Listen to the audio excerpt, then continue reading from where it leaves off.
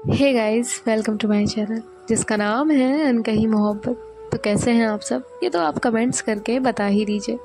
और हम आते हैं हमारी स्टोरी पर जिसका नाम है डेस्टिनी, यानी कि काव्या और कृति की कहानी रूह के जुबानी। तो जैसा कि आपने इनके पिछले पार्ट में सुना ही था कि जो काव्या है वो कृति के साथ अपना एक दिन जो है वो पूरा अच्छे से स्पेंड करती है। वो उसे घुमाती है, उसके साथ घूमती है, अपना जो टाइम है वो हैप्पीली स्पेंड करती है और उसके बाद जो है उसे घर ड्रॉप कर देती है। फिर नेक्स्ट डे जो है ये लोग वहाँ से निकल जाते हैं यूएसए के लिए। और जो काव्या है उसने ये बात कृति से शेयर नहीं की होती, जिसके बाद जो काव्या है वो एक बस मैसेज ड्रॉप करती है और अपनी सिम जो है वो बंद कर देती है। और फिर जो है 2 दिन के सफ़र के बाद जो काव्या है वो वहाँ पहुँच जाती है यूएसए। और जो उसके पापा है वो यूएसए में अपना नया प्रोजेक्ट जो है वो शुरू कर देते हैं। और यहाँ कृति जो है वो भी एक नई जॉब ज्वाइन कर लेती है। और ऐसे जो है 2 हफ्ते बीत जाते हैं और जो काव्या है वो अपनी दादी और मॉम के साथ जो है मस्ती कर रही होती है, साथ ही साथ वो प्रिया का भी मजाक उड़ा रही होती है। अब हम आगे सुनते हैं।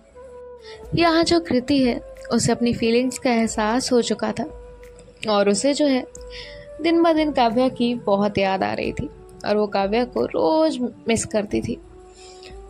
और यहाँ तभी जो है काव्या का फ़ोन रिंग होता है। काव्या देखती है कि वो किसी अननोन नंबर से कॉल है। काव्या जो है वो कॉल उठाती है।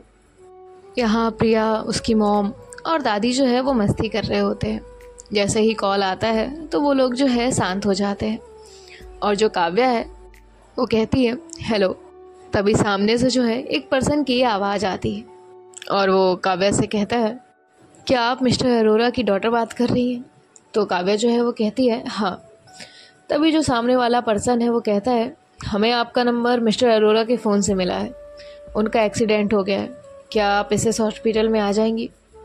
अब इस एक कॉल से काव्या की दुनिया पूरी पलट जाती है। उसका फ़ोन जो है वो वहीं गिरने वाला होता है। तभी जो है वो फ़ोन पकड़ती है और कहती है हाँ मैं अभी आती हूँ।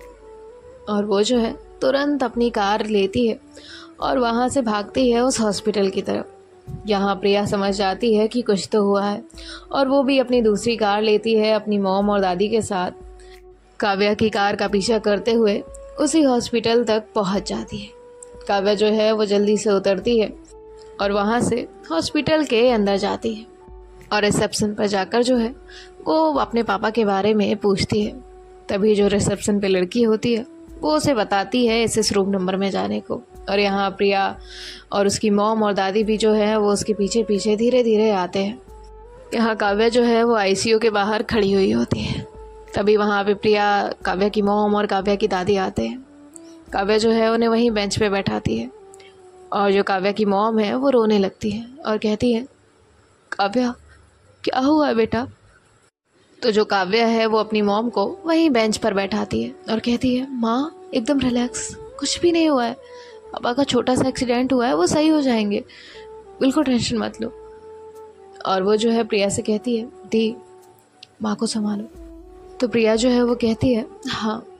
और तभी जो है वो एक लड़की उसके पास आती है और कहती है मिस्टर अरोरा के घर से कौन है? तो जो काव्या है वो कहती है मैं। और वो लोग जो है काव्या से कुछ फॉर्मेलिटीज़ कराते हैं, कुछ साइंस कराते हैं और उसके बाद जो है वहाँ से चले जाते हैं। और करीब करीब 2 घंटे बाद जो डॉक्टर है वो बाहर निकल कर आते हैं। काव्या जो है वो उनसे पूछती है डॉक्टर क्या हुआ? तो तभी जो है डॉक्टर कहते हैं सॉरी ही इज़ नो मोर। और ये बोलकर डॉक्टर जो है वो वहाँ से चले जाते हैं। यहाँ काव्या के सामने उसकी दादी जो है वो रो रही होती है। काव्या का माइंड बिल्कुल नम हो जाता है। उसे तो समझ ही नहीं आता 30 सेकंड को कि हुआ ही क्या, अभी डॉक्टर ने जस्ट क्या कहा। तभी जो है उसकी मॉम बेहोश हो जाती है और प्रिया जो है वो कहती है मॉम मॉम प्लीज़ उठिए ना। काव्या जो है वो अपनी मॉम को तुरंत एडमिट करवाती है। जब तक काव्या ये समझ पाती है कि हुआ क्या है तब तक उसकी मॉम बेहोश हो गई थी। काव्या की आंखों से एक आंसू तक नहीं गिरा था और उसके सामने उसकी दादी, उसकी मॉम और प्रिया का चेहरा होता है। काव्या जो है वो खुद को संभालती है और खुद से ही वादा करती है अब काव्या सब हैंडल करेगी, डैड आई प्रॉमिस यू। और इसके बाद जो काव्या है वो अपनी मॉम के पास जाती है। तो जो डॉक्टर है वो कहते हैं इन्हें हमने इंजेक्शन दे दिया है, वीकनेस और स्ट्रेस की वजह से ये बेहोश हो गई थी। काव्या जो है वो कहती है थैंक्स डॉक्टर। इसके बाद जो काव्या है वो अपनी मॉम के पास बैठती है और जो है उनका हाथ पकड़ती है और कहती है माँ ऐसे कैसे चलेगा, अगर आप ही टूट जाएंगी, आप ही बिखर जाएंगी तो कैसे, हम सब कैसे संभालेंगे खुद को। तो उसकी मॉम जो है उसे गले से लगा लेती है। वहीं प्रिया जो है वो भी रो रही होती है, वो उसे भी हक करती है और काव्या जो है वो बिल्कुल नहीं रोती, प्रिया बस रो रही होती है। काव्या जो है वो अपनी मॉम के आंसू पोंछती है और फिर प्रिया के आंसू पोंछती है और फिर जो है अपनी दादी के आंसू पोंछती है और उन्हें हक करती है और कहती है हम है ना एक दूसरे को संभालने के लिए, अब कोई नहीं रोएगा। और वो जो है कहती है मॉम मैं फॉर्मेलिटीज़ करके आती हूँ। ये बोलकर जो है वो रिसेप्शन पे जाती है और जो भी फॉर्मेलिटीज़ थी वो फिर से करती है। आधे घंटे में जो काव्या है उसे उसके पापा की जो अस्थियां हैं वो मिल जाती है, जिसके बाद जो है वो अपनी मॉम, दादी और प्रिया को लेकर घर पहुंच जाती है। इस हादसे के बाद काव्या की पूरी ज़िंदगी बदल गई थी।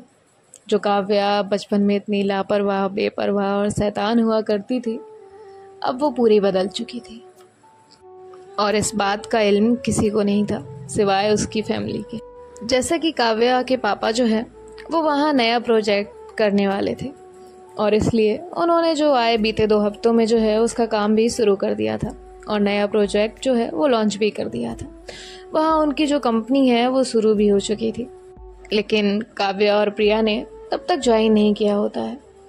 अब ऐसे ही 2 हफ्ते और बीत जाते हैं और जो मिश्रा अरोरा का मैनेजर था, यानी कि काव्या के डैड का जो मैनेजर था, वो इनके घर आता है और वो कहता है मैम सर को गए हुए 2 हफ्ते हो गए और कंपनी जो है वो वही हैंडल कर रहे थे, लेकिन अब कंपनी हैंडल करने के लिए कोई नहीं है और हमारी कंपनी जो है वो नई स्टार्ट हुई है और अगर हम इस तरह से काम नहीं करेंगे तो वो लॉस में जा रही है। सर का जो भी इन्वेस्टमेंट था वो लॉस में जा रहा है। सर ने आप चारों के नाम इक्वल शेयर्स किए हुए। तो सिया जो है वो कहती है कल से मैं कंपनी ज्वाइन करूँगी। तो जो मैनेजर होता है वो कहता है ओके मैम मैं जाता हूँ और वो जो है वहाँ से चला जाता है। तभी जो सिया की मॉम है वो कहती है सिया है वो कहती है मॉम हम में से किसी एक को तो सबको संभालना होगा ना, और डैड वैसे भी चाहते थे कि मैं और दी साथ में काम करें और इस कंपनी को और ज़्यादा ऊंचाइयों पर ले जाए। दी आप मेरी बात से एग्री करती है ना? तो प्रिया जो है वो कहती है हाँ सिया। तो सिया जो है वो कहती है ठीक है और इसके बाद सिया जो है वो अपने रूम में चली जाती है। इसके बाद जो काव्या है वो नेक्स्ट डे से ऑफिस ज्वाइन करती है और जिसके बाद जो है वो ऑफिस में दिन रात मेहनत करती है। काव्या का रूटीन बन गया था सुबह सुबह घर से निकल जाना और देर रात तक ऑफिस में काम करना। वो बस जल्द से जल्द अपने पापा का सपना पूरा करना चाहती थी और वो किसी को भी किसी भी चीज़ की कमी नहीं होने देना चाहती थी। वो चाहती थी कि जैसे उसके पापा ने हमेशा उसे और उसकी फैमिली को संभाला था वैसे ही वो भी संभाले और उन्हें लाइफ में कोई भी प्रॉब्लम ना आने दें। काव्या ने सारी जिम्मेदारी अपने कंधों पर ले ली होती है और जो काव्या कभी लापरवाह हुआ करती थी वो अब जिम्मेदार हो गई थी, उतनी ही समझदार हो गई थी। जितनी शैतान थी उतनी ही खामोश हो गई थी। और ये बात काव्या के घर वालों को बहुत चुभती थी, उन्हें बहुत तकलीफ़ होती थी, लेकिन काव्या को उसकी जिम्मेदारियों ने जिम्मेदार बना दिया था। काव्या ने खुद को वो बना लिया था जो काव्या कभी थी ही नहीं। जो काव्या कभी हंसते हंसाते नहीं रुकती थी, आज उसके चेहरे पे 24 घंटे भी हो जाते हैं तो भी मुस्कुराहट नहीं आती। काव्या की दुनिया अपनी फैमिली के इर्द गिर्द ही घूमती थी और उसकी लाइफ में सिर्फ एक लड़की आई थी और वो थी कृति। काव्या कृति से आज भी उतना ही प्यार करती थी जितना वो जब करती थी जब वो इंडिया से यहाँ आई थी। काव्या के दिल में सिर्फ कृति थी, बाकी वो किसी की तरफ नहीं देखती थी और ना ही किसी से ज़्यादा बात करना पसंद करती थी। उसका एक सीरियस नेचर सभी को पता था। इसके अलावा कभी काव्या का दूसरा नेचर किसी के सामने आया ही नहीं उस दिन के बाद से। काव्या की बस एक फ्रेंड बनी थी ऑफिस में, और वो थी ईवा।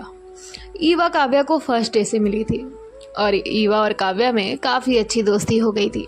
ईवा बहुत अच्छे नेचर की थी। ईवा जो है वो NRI ही थी और वो कभी इंडिया भी नहीं आई थी। काव्या को जो है ऑफिस ज्वाइन किए हुए 1 साल हो गया था। उसका नेचर ऐसा ही था, ना ही वो ज़्यादा किसी से बात करती थी और ना ही कहीं और जाना पसंद करती थी। सिर्फ काम और काम, बस इतने में ही सिमट कर रह गई थी काव्या की ज़िंदगी। यहाँ दूसरी तरफ जो कृति है, उसे इस बात की कोई खबर ही नहीं थी कि काव्या की लाइफ में क्या चल रहा है। वो बस हर दिन काव्या को याद किया करती, उसकी तस्वीरों से बात किया करती और रोज़ अपने भगवान से वो जहाँ भी हो वहाँ उसकी सलामती की दुआ मांगा करती। बस यही किया करती थी कृति। बाकी उसके पास काव्या से बात करने का कोई ज़रिया नहीं था। कृति जो है वो भी अब शांत शांत रहने लगी थी। ना ही वो किसी से ज़्यादा बात करती, ना ही कुछ और। उसकी बात आदमी से कभी कभी हो जाया करती थी और उसके अलावा वो किसी से बात नहीं किया करती थी। कृति ने फिर पहले की तरह रहना शुरू कर दिया था। वो अब सिर्फ अपने आप में रहा करती थी। हाँ, जब कोई कलीग उससे बात किया करता तो वो उससे बात कर लेती। अगर कोई उससे हेल्प मांगा करता तो वो हेल्प कर दिया करती। लेकिन जब कभी उसे किसी से गलत वाइब आती या गलत इंटेंशन मिलती तो उसके माइंड में सिर्फ एक बात आया करती, और वो बात ये, हर कोई काव्या नहीं होता कृति। और कृति जो है ये सोच कर मुस्कुराया करती और उसकी आंखें नम हो जाया करती थी। कृति की दुनिया भी कुछ यूं ही थी। ऑफिस, ऑफिस से घर, घर में पेंटिंग और उसकी डायरी, बस यही। वो ज़्यादा किसी से बात नहीं किया करती थी। उसकी दादी ने भी अब उसे ताने देना छोड़ दिए थे, क्योंकि वो देखती थी कि कृति जो है वो पहले से ज़्यादा शांत हो गई है और वो जो है दिन रात मेहनत करती रहती है आगे बढ़ने के लिए। उसकी दादी ने भी समझ लिया था कि हाँ, लड़कियां भी कुछ कर सकती हैं, जैसे कि कृति कर रही है, वो भी बिना कुछ गलत किए हुए। कृति ने भी अपनी जॉब में बहुत मेहनत की होती है। अब सारा दिन उसके पास काम ही रहता था तो वो उसी में लगी रहती थी, और 6 महीने के बाद जो है उसे वहाँ पर प्रमोशन मिलता है और उसे जो है उसी कंपनी में HR की पोस्ट दे दी जाती है, जिस प्रमोशन से कृति को बिल्कुल भी खुशी नहीं थी। उसके घर वाले, उसके कलीग्स, उसके फ्रेंड्स, सभी लोग खुश थे सिवाय कृति के। कृति को भी खुशी होती अगर वहाँ पर काव्या होती तब। कहीं ना कहीं कृति का मानना ये था कि जो काव्या है वो उसकी वजह से इंडिया से बाहर गई है। अगर कृति ने वक्त रहते अपनी फीलिंग्स को समझ लिया होता और उसे एक्सेप्ट कर लिया होता तो शायद आज वो दोनों साथ होते और काव्या कभी नहीं जाती। ये जो है कृति का सोचना था और इस वजह से कृति ने खुद को माफ़ नहीं किया होता। और धीरे धीरे जो कृति है वो भी दुनिया को समझने लगती है और वक्त के साथ साथ समझदार हो जाती है। और ऐसे जो है इन दोनों का 1 साल बीत गया होता है, लेकिन इन दोनों के बीच कोई कांटेक्ट नहीं हुआ था। हाँ, दोनों अभी भी एक दूसरे से उतनी ही मोहब्बत किया करते थे। दोनों की लाइफ और उनका नेचर कम्प्लीटली बदल गया होता है, और अगर आगे ये दोनों एक दूसरे से मिलते हैं तो शायद वो भी ना पहचान पाए कि हाँ, ये वही दोनों हैं। अभी भी कृति को लगता था कि काव्या वैसी ही होगी, लेकिन काव्या वैसी बिल्कुल भी नहीं थी। और यहाँ काव्या सोचा करती थी कि उसकी कृति भी वैसी ही होगी, और या तो उसे लगता था कि कृति जो है वो आगे बढ़ गई होगी, हो सकता है उसे कोई हमसफ़र मिल गया हो। और ऐसे जो है काव्या के ख्याल रहा करते थे। फिर उन ख्यालों को छोड़कर वो अपने काम में लग जाया करती थी। काव्या ने अपनी कंपनी को बहुत ही अच्छे से ग्रो कर लिया था। जहाँ वो 1 साल पहले थी उससे वो 10 गुना ज़्यादा ग्रो कर चुकी थी, और उसके लिए उसके घर वाले जो है वो बहुत खुश थे। और यहाँ कृति जो है वो भी अपनी लाइफ में और ग्रो कर रही थी। और अब 1 साल बाद जो है काव्या अपने ऑफिस में होती है। काव्या जो है वो अपनी असिस्टेंट से उसका आज का शेड्यूल पूछ रही होती है। तो जो उसकी असिस्टेंट है वो बताती है, मैम आज आपकी 3 क्लाइंट्स के साथ मीटिंग है। तो काव्या जो है वो कहती है ओके, और उसके बाद जो उसकी असिस्टेंट है वो वहाँ से चली जाती है, और जो काव्या है वो अपने काम में लग जाती है। और अब जो है वो पूरे दिन में अपने 3 मीटिंग अटेंड करती है। और यहाँ जो प्रिया है वो अपने केबिन में होती है। प्रिया ने काव्या के साथ उतना ही काम किया था जितना कि काव्या ने। इन दोनों ने बराबर मेहनत की होती है। इसके बाद जो काव्या है वो अपनी सारी मीटिंग फिनिश कर लेती है और प्रिया के साथ जो है घर के लिए निकल जाती है। प्रिया जो है वो जाकर हॉल में सोफे पर बैठ जाती है और जो काव्या है वो अपने रूम में जाने लगती है। वो आधी सीढ़ियाँ चढ़ी पाई थी कि तभी जो है उसकी मॉम उसे आवाज़ लगाती है और कहती है, काव्या। तो काव्या जो है वो कहती है, हाँ माँ। तभी जो उसकी मॉम है वो कहती है, बेटा नीचे आना। तो काव्या जो है वो नीचे उतर कर आती है और उसकी मॉम जो है वो कहती है, यहाँ बैठ हम सबके साथ आकर। तो काव्या जो है वो सोफे पर बैठ जाती है। अब जो उसकी मॉम है वो कहती है, बेटा मुझे तुझसे एक ज़रूरी बात करनी है। तभी जो काव्या है वो कहती है, हाँ माँ कहिए। तभी जो काव्या की मॉम है वो कहती है, बेटा हम तुझसे सिर्फ एक ही बात तो कह रहे हैं, लेकिन जिसे तू मानने को तैयार ही नहीं है। तो तभी जो काव्या है वो कहती है, नो मॉम, अगर आप वही बात कहेंगी कि आप इंडिया जाना चाहती हैं और हम सब इंडिया साथ चले तो नहीं, ना मैं इंडिया जाऊंगी ना आप में से कोई इंडिया जाएगा। हम लोग इंडिया कभी नहीं जाएंगे, नेवर। तभी जो उसकी दादी हैं वो कहती हैं, काव्या बेटा तू समझ क्यों नहीं रही है? 1 साल हो गया है तेरे पापा को गए हुए। हम जाकर वहाँ कुछ रस्में पूरी करना चाहते हैं, बस एक बार वो हो जाए पूरी, फिर वापस आ जाएंगे। तो काव्या जो है वो कहती है, नहीं दादी, अब हम इंडिया वापस कभी नहीं जाएंगे। तो तभी जो उसकी दादी है वो कहती है, काव्या बेटा प्लीज़ अपनी बूढ़ी दादी की ये आखिरी ख्वाहिश ही समझ ले। तो काव्या जो है वो कहती है, दादी आप कुछ भी क्यों बोलती रहती हैं? तो तभी जो उसकी मॉम है वो कहती हैं, बेटा मेरी रिक्वेस्ट ही समझ ले। 1 साल हो गया है, हमें कुछ वहाँ जाके रिचुअल्स करने हैं, उसके बाद हम लोग वापस आ जाएंगे। प्लीज़ बेटा प्लीज़ चल। तो काव्या जो है वो प्रिया की तरफ देखती है। प्रिया कहती है, काव्या मैं नहीं जाऊँगी, तू जाना चाहती है तो चली जा, ऑफिस मैं देख लूँगी। तो काव्या जो है वो अपनी मॉम और दादी की तरफ देखती है। अब वो उन्हें अकेले भी नहीं भेज सकती थी, प्रिया जाने को तैयार नहीं थी, तो बस काव्या को ही वहाँ जाना पड़ता। इसलिए काव्या जो है वो कहती है, पर माँ ये सिर्फ पहली और आखिरी बार होगा जब मैं आपकी बात मान रही हूँ। तो उसकी जो मॉम है वो कहती है, ठीक है। तभी जो काव्या है वो कहती है, कब जाना है? तो उसकी जो मॉम है वो कहती है, कल की टिकट बुक करा ले। काव्या कहती है, कल की? तो जो उसकी मॉम है वो कहती है, हाँ कल की, क्या दिक्कत है अब तुझे कल की टिकट बुक कराने में? जाना ही तो है, तो कल जाएं या परसों जाएं, कभी भी जाएं। तो काव्या कहती है, ठीक है मॉम। और जो काव्या है वो वहाँ से अपने रूम में जाती है और अपने रूम में जाने के बाद जो है अपनी असिस्टेंट को कॉल करती है और कहती है, मैं डिटेल्स भेज रही हूँ, 3 टिकट्स बुक करा दो। तो वो जो है कहती है, ओके मैम। और यहाँ काव्या जो है वो अपनी असिस्टेंट को डिटेल्स भेज देती है। उसके बाद जो उसकी असिस्टेंट है वो काव्या, उसकी मॉम और उसकी दादी के टिकट्स करा देती है और इनकी जो है कल की फ़्लाइट बुक हो जाती है। काव्या जो है अपना बैग लेती है, उसमें 2 कपड़े रखती है और जो है उसमें अपना जो कीचेन था वो रखती है और उसके बाद जो है अपना बैग साइड रख देती है। आज काव्या के मन में बहुत सारे ख्याल आ रहे थे। आज काव्या को वही सारी बातें फिर से याद आ रही थी इंडिया जाने के नाम से। ऐसा नहीं था कि काव्या कृति को याद नहीं किया करती थी, बिल्कुल किया करती थी। काव्या कृति को रोज़ याद किया करती थी और रोज़ अपने इसका इजहार किया करती थी, इस आस में कि कभी ना कभी उसे एहसास होगा। और उसे नहीं पता था कि कृति मूव ऑन की है या नहीं, ना ही उसने कभी पता कराया था। अगर कर गई होगी तो काव्या वो दर्द नहीं बर्दाश्त करना चाहती थी, और अगर नहीं किया होगा तो काव्या के पास बहुत सारे सवाल थे जिनके जवाब वो अब नहीं चाहती थी। इसीलिए जो है वो ना कृति से कुछ बात करती है, ना ही कृति के बारे में कुछ पता करती है। यहाँ तक कि 1 साल से उसने अपने पुराने दोस्तों से बात भी नहीं की थी। तभी जो काव्या है वो अपना मेल चेक कर रही होती है और वहाँ उसे आद्या का मेल दिखता है। आद्या ने जो है काव्या को जैसे तैसे ढूंढ के मेल किया होता है और वो कहती है, hello Kavya, Aadya this side. तुम कहाँ हो यार? 1 साल से हमारी बात भी नहीं हुई। कहाँ है तू? मुझसे बात कर।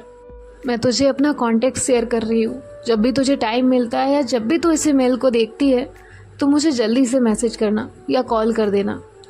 और उस पे लिखा होता है, आदवी बहुत मिस कर रही हूँ यार। तो काव्या जो है वो ये मैसेज पढ़ती है और उसके चेहरे पे स्माइल आ जाती है और वो सोचती है कि अब जो है वो इंडिया जाकर ही बात करेगी। सो गाइस, देखते हैं कि काव्या जो है वो इंडिया जाने वाली है और कृति और काव्या की ये मुलाकात होगी या नहीं होगी। सो आप लोग कहीं मत जाइए और सुनते रहिए हमारे साथ destiny. Bye bye, take care, ख्याल रखिएगा।